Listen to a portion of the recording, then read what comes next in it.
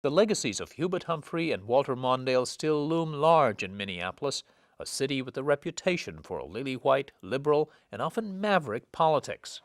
Minnesota's 5th District could soon elect not just the state's first black member of Congress, he'd be the nation's first Muslim congressman.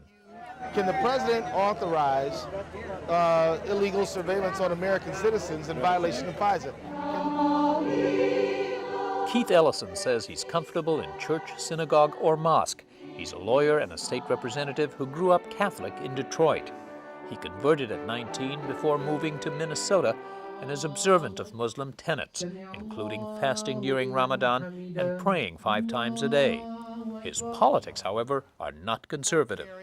You are the people who don't care if somebody calls you a bleeding heart, right? Come, right? In this largely urban district, the 43-year-old father of 4 won a crowded Democratic primary race for a seat vacated by a retiring incumbent. The 5th Congressional District, where Ellison is running, is one of the most liberal and democratic districts in the country. And Ellison was the most liberal candidate in the Democratic primary on issues such as health care. He was the one who supported a single-payer approach.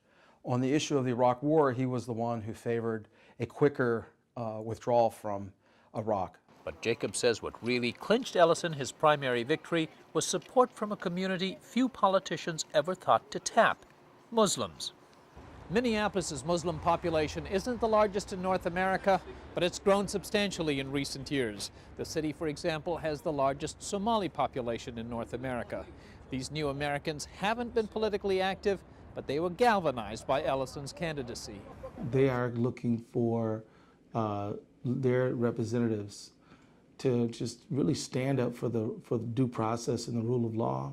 The whole idea of profiling people because of what they look like or the countries they come from or their accent is something that I think the Muslim community is concerned about, and I've been concerned about racial profiling for many years and introduced bills on it in the state legislature and advocated to have it prohibited even before I was in the state legislature. Ellison's support did not waver despite a series of stories about his past. There are reports about your failure to amend campaign finance reports. Of course, folks know about the number of parking tickets and moving violations and your suspended driver's license. But I'm curious, how should voters view all that? Of course, these kind of things are important, and I apologize, and I should have paid better attention. But the fact is that, at the end of the day, people want to know, are you going to work for them? Do you care about them? But the most stinging criticism came over Ellison's one-time support for the Nation of Islam and his writings in praise of its often anti-Semitic leader, Louis Farrakhan. Ellison's Republican opponent, marketing professor Alan Fine, is Jewish. I don't think he's fit to be in Congress. If we have someone who has been part of a hate group, following somebody who, like Louis Farrakhan. I've never been a part of any sort of a hate group. It's just a complete distortion, misrepresentation of the truth. Keith Ellison wrote articles praising Louis Farrakhan in the early 90s. Is that true, Keith? Did you write those articles? Yes, I did. I also explained that I've come about a new point of view on this issue when more information came to my attention. I give him high scores for damage control. Ellison pretty systematically went through the district and other parts of the Twin Cities, meeting with Jewish leaders, meeting at temples, holding forums, and talking to a good number of Jewish leaders and members of the community. And I think he put to rest a lot of the concerns.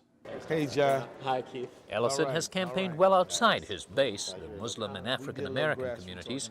After Catholic Mass last Sunday, for example, he went to the Lindale United Church of Christ, a congregation that strongly supports gay marriage. Just like we should not make laws and enshrine in the Constitution law that says that people of different colors can't be married, the state should not decide who gets married based on sex either. His liberal stance on social issues like gay marriage has sometimes put Ellison at odds with his traditionally conservative Muslim constituency. He says he's responded unapologetically. I said, look, as a Muslim, you're getting visits from law enforcement officials and you haven't done anything. You've heard about relatives being stopped in the airport. You feel vulnerable at this time. Do you want to be the one to say who should not have rights? If you understand what I mean. In a district that George Bush lost by a 70-30 margin last time, most political analysts say Ellison is a strong favorite to win on November 7th. For Religion and Ethics News Weekly, this is Sam Lazaro in Minneapolis.